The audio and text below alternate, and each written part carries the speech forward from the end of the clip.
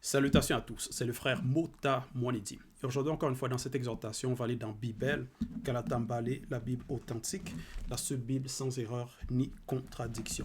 Donc, vous procurez le livre de la vérité, allez dans les éditions zoulasan.com. Ici, on va aller dans le livre de Wuta, qui est connu sous le nom de Sophonie dans les Bibles classiques. Donc, Wuta, révéler ce qui est caché.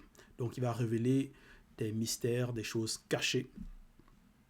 Donc ça va être aussi par rapport à des prophéties, des choses qui vont arriver, des choses qui se passent aussi dans le visible. Au chapitre 3, à partir du verset 1 jusqu'au verset 13. Donc, il est écrit ici au verset 1. « Malheur aux non-initiés de la ville rebelle et souillée, virgule, à la ville pleine d'oppresseurs. » Point d'exclamation. Donc ici, Wuta s'adresse, il annonce quelque chose ici, il annonce un malheur à une ville souillée et rebelle. Donc, et c'est donc aux habitants de cette ville-là, aux habitants non initiés. Donc des habitants qui n'ont pas été graciés, qui ne marchent pas selon les préceptes, les lois, les ordonnances du Verbe de Loba, le seul et unique Créateur. Donc en cela, il y a donc la désobéissance, et ce sont donc quand il y a la rébellion, ce sont donc des personnes qui savent qu'il y a des initiés, qui savent qu'il y a des prophètes, donc les Batopeda Mundi, mais ils vont se rebeller contre le verbe de Loba, contre les ordonnances, contre l'ordre établi. Et à cause de cela, à cause de cet état de conscience, de cette rébellion, donc il y a des malheurs qui sont annoncés, qui vont leur arriver. Et aussi, il est écrit à la ville pleine d'oppresseurs. Donc, dans cette ville-là, il y a des oppresseurs, donc des personnes qui vont être injustes, qui vont opprimer les autres. Donc, ça, c'est vraiment le comportement de personnes dépourvues de spiritualité selon le Verbe, donc qui ne vont pas aimer leurs semblables, leurs prochains. Au verset 2, il est écrit « Elle » donc ici c'est cette ville-là, elle n'écoute aucune voix, virgule, elle n'a point égard à la correction, virgule, elle ne se confie pas au verbe de Loba, virgule, elle ne s'approche pas de lui, point. Donc, cette ville-là, et quand donc on s'adresse à cette ville, on s'adresse aux habitants, ne vont pas écouter. Donc, elle n'écoute aucune voix, elle n'a pas égard à la correction. Donc, parce qu'il y a des malheurs, il y a le châtiment qui va arriver à cette ville, aux habitants, donc par rapport à leurs projets, par rapport à la protection aussi qui est retirée. À cause de cela, donc, il va y avoir des troubles dans la ville. Et malgré cela, malgré la correction,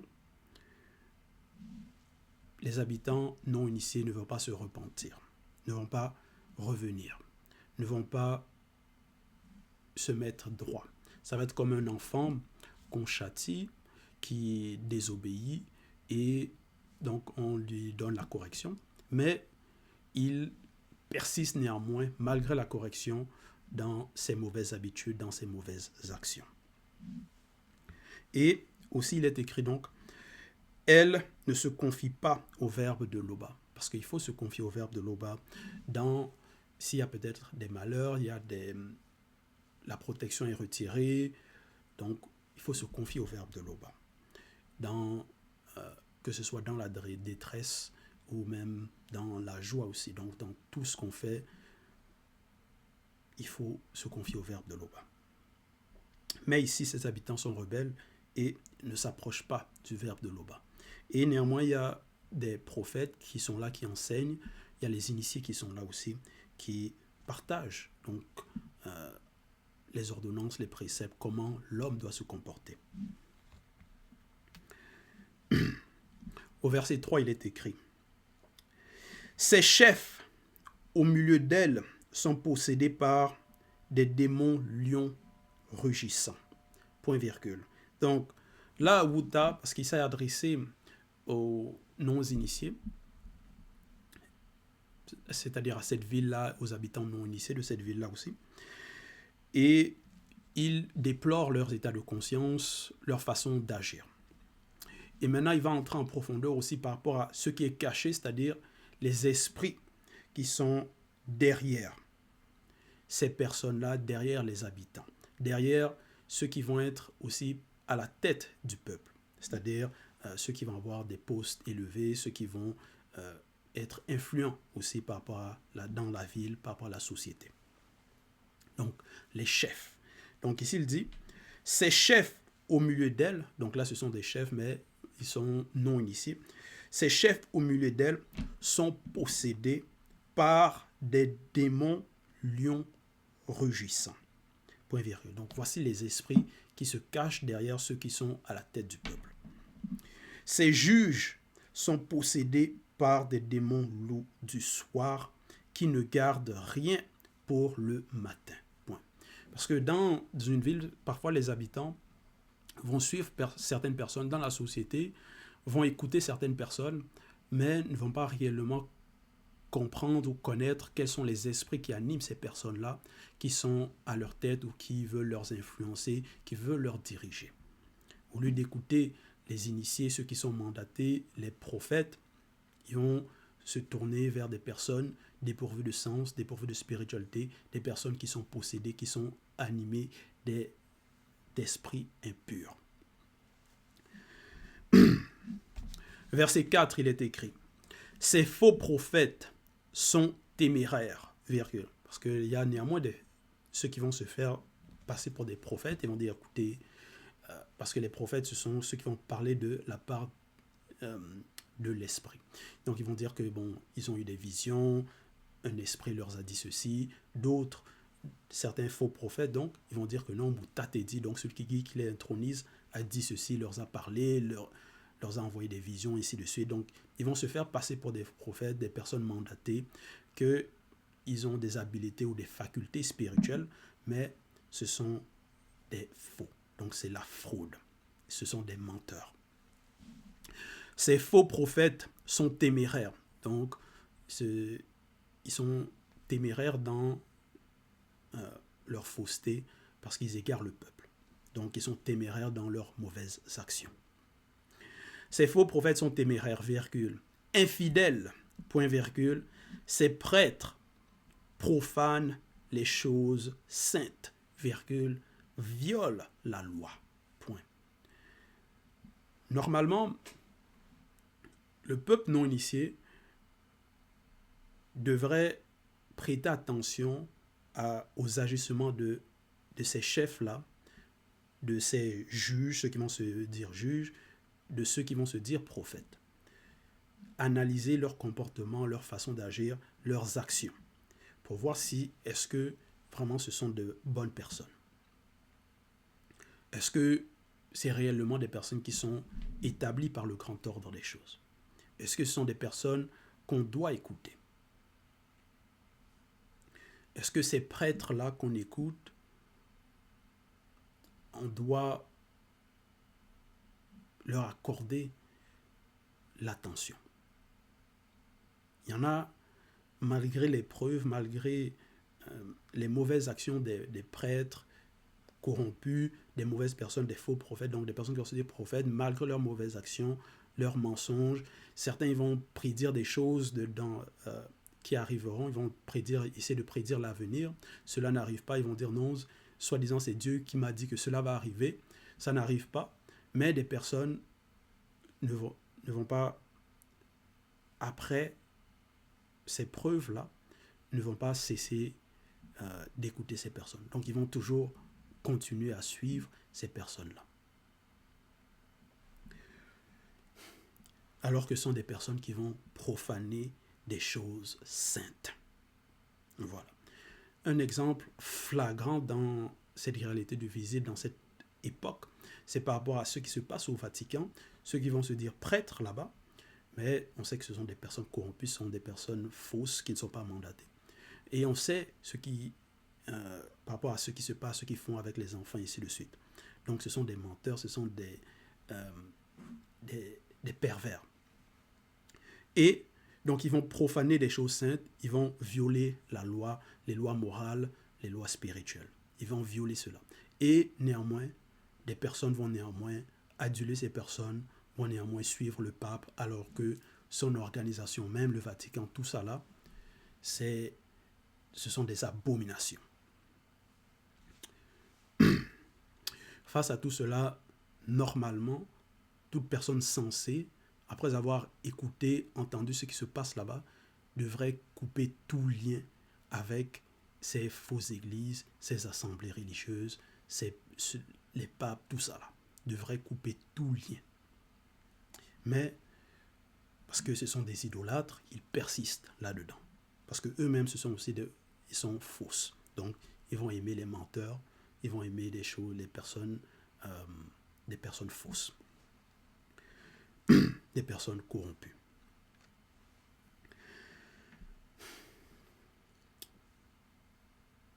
Donc,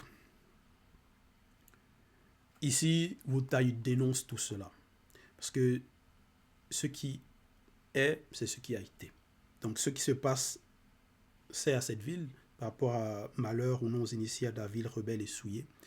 Il y a plusieurs villes aussi qui vont dans cette réalité du visible, par rapport à l'époque où nous sommes, qui vont avoir les mêmes comportements. Donc les habitants vont avoir les mêmes comportements, les mêmes agissements, et vont être aussi animés par les mêmes esprits qui étaient derrière ces personnes-là.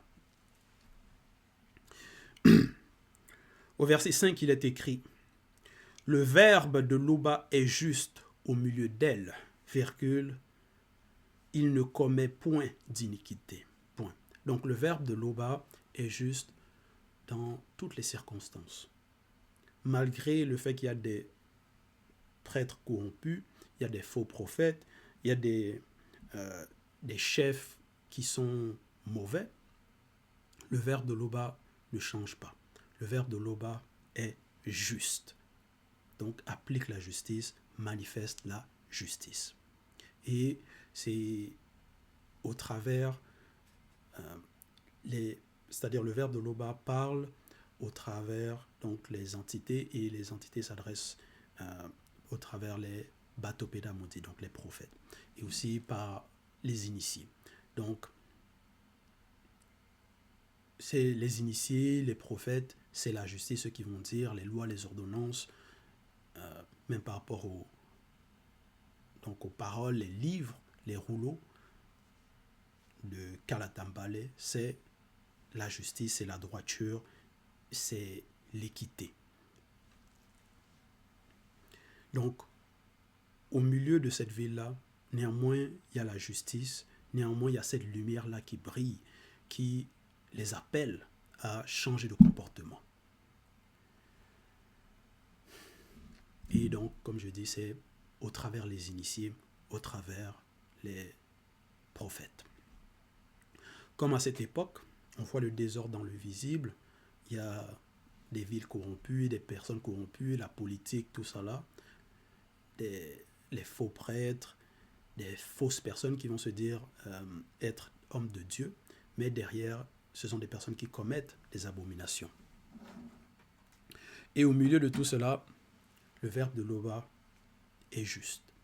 Au milieu de tout cela, nous avons notre messager Zululassan, qui nous enseigne ce qui est droit, les ordonnances, les préceptes, qui donc appelle les non-initiés et même ceux des autres races à venir à la source, au verbe de Loba. Verset 6, il est écrit « Chaque matin, il produit à la lumière ses jugements, virgule, sans jamais y manquer, point virgule, mais celui qui est inique ne connaît pas la honte. » Point. Donc celui qui est inique, qui est dans l'iniquité, ne connaît pas la honte. Donc ça veut dire, malgré ses fautes, malgré son iniquité, donc sa corruption, cette personne-là ne va pas avoir honte de ses mauvaises actions, ne va pas se repentir. Mais elle va persister. Malgré le fait que la lumière éclaire et montre à cette personne ses mauvaises actions, que repens-toi, cette personne-là ne va pas le faire, ne va pas avoir honte donc, et se repentir. Donc, mais celui qui est inique ne connaît pas la Parce que il va y avoir des personnes qui vont être arrogantes, qui vont être téméraires.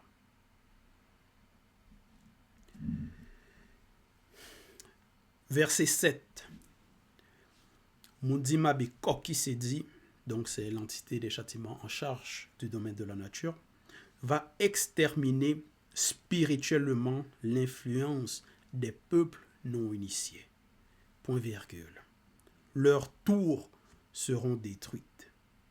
Donc voilà le malheur qui va arriver. Voilà le châtiment. Et c'est un châtiment spirituel. Donc Mundima Bekoki s'est dit va exterminer spirituellement l'influence des peuples non initiés. Donc, par rapport à l'influence, que ce soit, si peut-être il y avait un royaume, il y avait des habitants non initiés, ils étaient puissants, ils avaient l'influence dans le continent, bien aimé, donc Ouassé. Donc, cette influence-là sera enlevée. Donc, et il est écrit, après la point virgule, leurs tours seront détruites. Leurs tours, donc ceux qui vont et se bâtir, ça va être détruit. Verset 8. Attendez, dit Moutat et dit l'entité. Au jour où Mundima Bekoki s'est dit répandra spirituellement sur eux sa fureur, virgule, toute l'ardeur de sa colère, point virgule,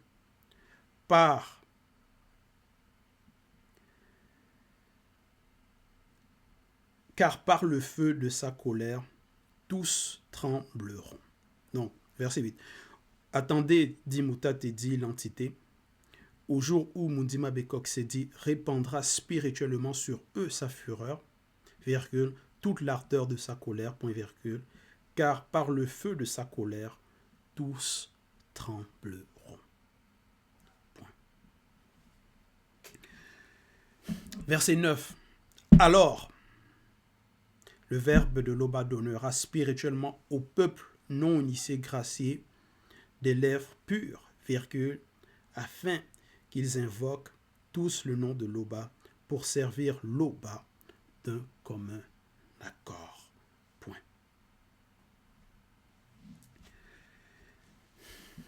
Donc, ici, Outa, connu sous le nom de Sophonie, il annonce donc des malheurs, des châtiments spirituels par rapport au peuple non initié. Et donc, après ces châtiments, c'est cette destruction, parce qu'il y a les tours qui seront détruites, l'influence qui sera exterminée, et donc parce qu'il y aura la fureur, il y aura la colère, donc, mais c'est spirituel. Et donc il y aura des tremblements. Après cela, il est écrit « Alors, le verbe de l'Oba donnera spirituellement au peuple non initié gracié des lèvres pures. » Virgule. Afin, donc là c'est la purification. Parce que dans ce châtiment, dans cette colère, dans ce feu, c'est aussi spirituellement, c'est symboliquement, c'est la purification. Pour que ces personnes se repentent, donc les non-initiés deviennent des non-initiés graciés. Et alors ces personnes-là qui seront des non-initiés graciés auront maintenant des lèvres pures. Des lèvres pures. Afin qu'ils invoquent tous le nom de l'Oba pour servir l'Oba d'un commun accord. Donc, en accord, ils adoreront l'Oba, le seul et unique créateur.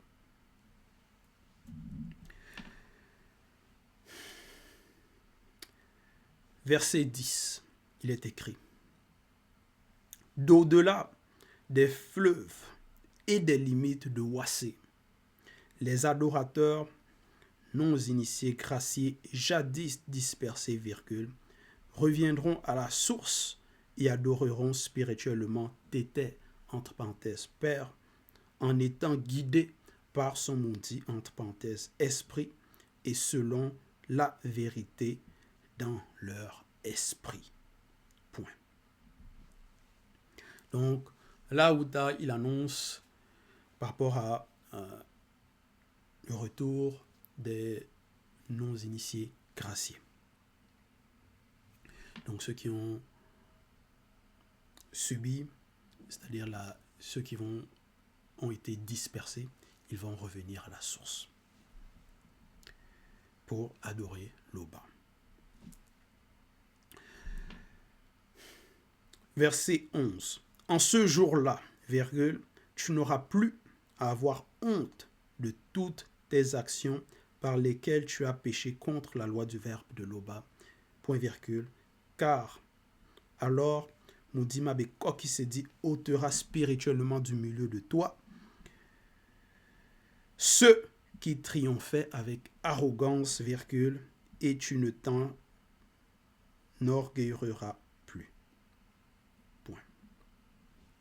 Parce que dans certains territoires, certains pays, il va y avoir des personnes, il y a des personnes qui vont être arrogantes, orgueilleux,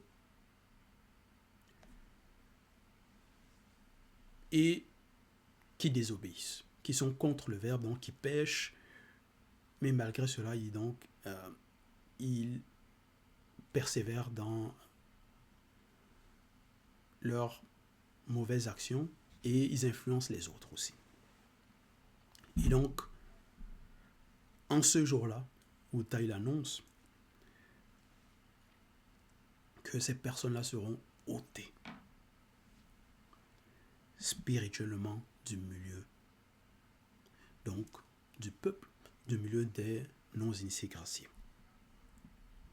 Et au verset 12, il est écrit « Le verbe de l'Oba laissera au milieu de Wassé des initiés. » Point. Parce que c'est ça. C'est ainsi que les personnes doivent sortir, abandonner leurs mauvaises actions. Donc se repentir, devenir des non-initiés graciés. Graciés pour être des initiés. Verset 13. Les restes des non-initiés graciés ne commettront point d'iniquité, ils ne diront point de mensonge, il ne se trouvera pas dans leur bouche une parole trompeuse, point virgule, mais ils paieront, virgule. Ils se reposeront, virgule, et personne ne les troublera. Point. Là, où il annonce maintenant par rapport aux non-initiés graciés, la paix, le repos. Parce qu'il y a le malheur qui est annoncé par rapport aux non-initiés rebelles, par rapport à la ville rebelle, par rapport aux corrompus, des personnes qui vont être téméraires, qui ne vont pas se repentir. Et il y a le bonheur qui attend ceux qui vont mettre en pratique, ceux qui vont se repentir, ceux qui vont revenir à la source. Donc, voilà, c'était l'exhortation. Toute gloire et tout honneur à l'Oba, le seul et unique Créateur.